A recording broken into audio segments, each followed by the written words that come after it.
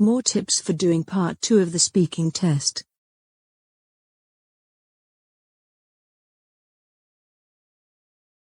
I know it seems obvious, but in part 2 you must answer all the questions if you want to get a good score. Let's take an example from Cambridge 12. First of all, look at how many questions you have to answer. 4. The first 3 are always WH questions: what, when, where, who, whom, which, whose, why and how. The last question is always an explain question.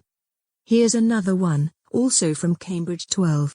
See how it follows the same pattern: 3 WH questions followed by an explain question.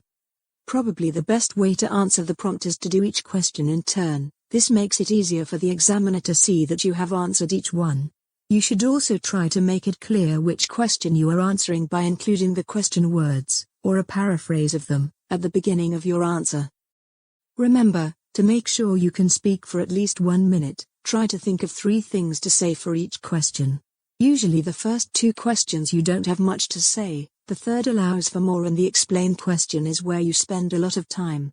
For example, when you are planning you might write, by thinking of at least 3 things for each question you should be able to easily speak for more than 1 minute. Even with the few things listed up, the final talk is just over 1 minute. During the recent lockdown I had to wait for some ink we ordered for the home printer, because we were working from home, and yet we still had to print all the things that we would normally print in the office. Luckily, I have a home printer, but it meant that we went through a lot of ink. We had to wait for 2 weeks for the ink to arrive, instead of the normal 2 days, so it was a lot longer than usual. The long wait was because the ink had to come from West Malaysia by air freight, and there were far fewer flights during the lockdown, so not as much cargo was being shipped as previously. This meant our order was queued, and with everyone stuck at home, there were more orders than normal, but fewer planes. All this obviously meant waiting times became a lot longer. Even though we understood why we had to wait, we still felt very frustrated, and a little worried, because we really needed the ink, and were worried that it wouldn't arrive before we ran out. It seemed that the ink we needed was very popular, and the local shops had run out.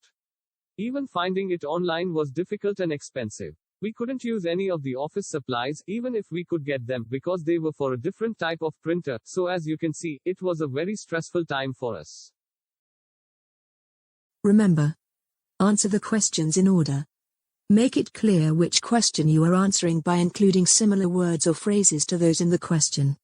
Think of at least 3 things to say for each question. Thanks for watching. To practice the speaking part of the IELTS, click on the link below.